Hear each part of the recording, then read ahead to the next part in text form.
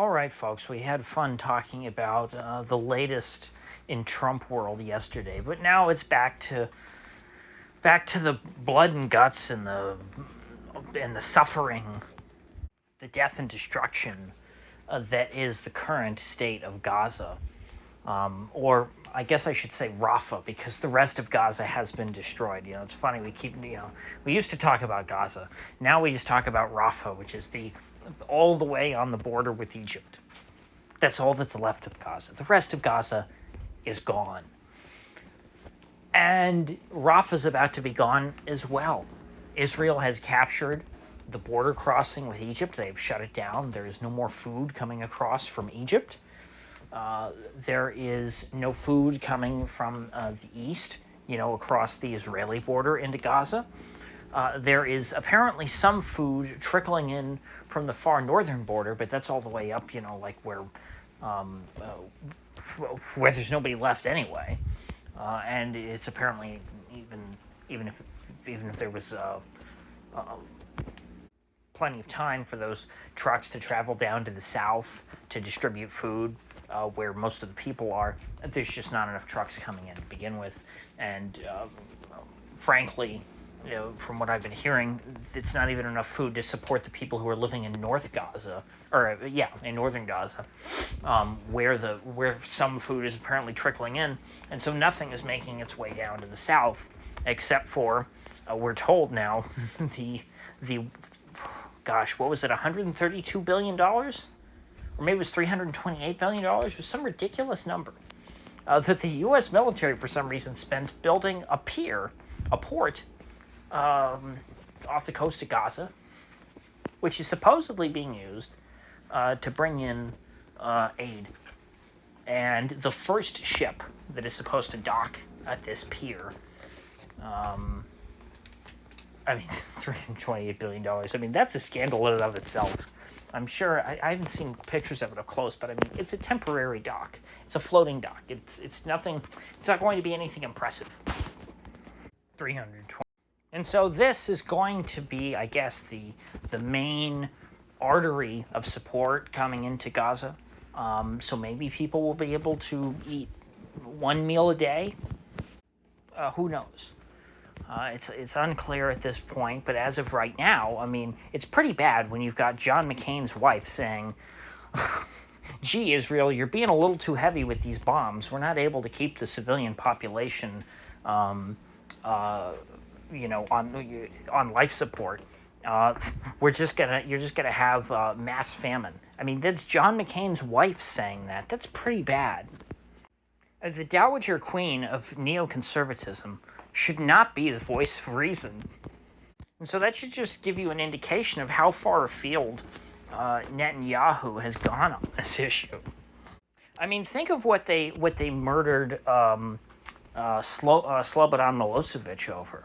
It was over war crimes committed by Serbs in Bosnia who were not under his command. It wasn't the Serbian government, which he was in charge of, that was, supposedly guilty of murdering non-Serbs to try and ethnically cleanse, their territory. It was Serbs inside of Bosnia. Although maybe the trial was more about Kosovo. It's been so long now since they killed Milosevic in prison. That's the kind of thing that that happens to world leaders who are not friends of America. Imagine if they did that to Netanyahu. You can't imagine that, because it would never happen. They would never just murder Netanyahu in prison. Why? Because Netanyahu is in the club. He's a part of the big club. And so he's protected. It's that simple. He can do whatever he wants. And we Americans just have to sit down and take it. We have to clean up his mess. Every time he wets the bed, it's our job to do the laundry. And we're just supposed to take that. Now, Biden is putting up the most minimal amount of resistance to the excesses of Israel imaginable. He is restricting, the shipments of some bombs. He's saying, you know what, Israel? You're going so crazy with these bombs. Um, I'm just going to turn the tap a little bit so that we're flowing less bombs to you. So maybe you'll use them a little more wisely, and maybe a little less indiscriminately, and maybe you'll bomb less civilians and more legitimate military targets. The most tepid pushback on Israel possible. Remember, these are all still arms paid for by American taxpayers to fund Israel's war. And for this, Biden is being labeled a traitor by the neocons, by the commentariat. And I'm not going to say that this is a good decision for Biden politically, one way or the other, because, like I said, Israel is just a lose-lose for him. The Democratic Party is very split. There are a lot of very strong Zionist interests in the Democratic Party, just like there's in the Republican Party. There's also, the Democratic base tends to be sympathetic to underdogs and to people who are perceived as oppressed, even if those people aren't always oppressed. But let me put it this way: if the average Democrat thinks that blacks in America got it tough, you show them a day in the life of the average person in Gaza, and let's just say they are very sympathetic, because those people, unlike blacks in America, are actually oppressed. They actually don't have equal rights. They do have their movement restricted. They live in a ghetto, and they are ruled by a terrorist organization that until fairly recently, was funded by Israel and supported by Israel, Hamas. As recently as 2018, Israel was encouraging other Arab countries to fund Hamas, because Israel liked having Hamas to work with. That's why Israel didn't, promote democracy or anything like that in Gaza. Netanyahu thought that Hamas was controllable, and so he helped to impose them upon the people of Gaza. And now Netanyahu's blaming the average citizen, the average subject, the average slave in that colony for Hamas's existence. He knows that it's a pathetic lie, but he knows that the American people will lap it up. Netanyahu thinks that you're very, very stupid. He has nothing but contempt for you and thinks that you are an unintelligent monkey. That's why he lies as much as he does to the American public.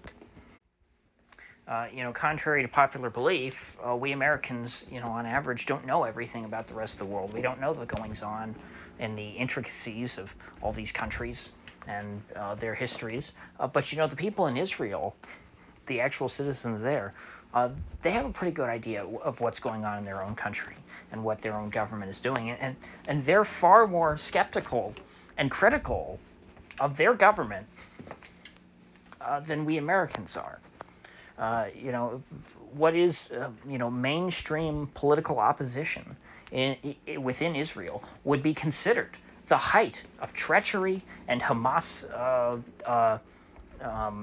sympathy or, frankly, support. If you showed the same amount of opposition to the Israeli government that dissidents within Israel, just average people who vote for other parties that aren't Likud, if you showed that amount of resistance to the Israeli government within America, you would be accused of providing aid and comfort to a terrorist organization. Because that's what they say about everyone who criticizes Israel. They just call you Hamas. I remember this years and years and years ago. They used to say that about Justin Amash, who was a Republican from Michigan, very, pretty buttoned up guy. And they used to call him Justin Hamas. And, Ben Shapiro used to try and, push the lie that Ron Paul was an anti-Semite. And he didn't do it very often because, he didn't get away with it very well. You don't really get away with trying to smear Ron Paul. But anyway, that seems to be where things stand. Rafah is completely surrounded. It's now landlocked. It has no borders. It's surrounded by Israel on all sides. and Israel is closing the Noose. I mean, it's very clear. For months, Israel was pushing people down towards Rafah, putting as much pressure on them from the north as possible, because they wanted people to flood into Egypt. That's what they wanted to happen. That hasn't happened. That hasn't worked. The Egyptians have successfully fended that off. They have been able to keep people from pouring across into their border as refugees. And so now that that has failed, Israel has decided to cut off the border and say, you know what, Gazans, you had your chance to escape. And now we are going to just tighten the noose. And, Rafah is in prime position now to be the next kill box. Let alone, getting food. The people in Rafah right now will be lucky to make it through the next couple of months without taking a bullet to the brain. It's hard to imagine a worse situation that someone could be in. But don't worry, somehow the Israelis are the real victims here. Anyway, with that said, I will see you folks back here in the next one.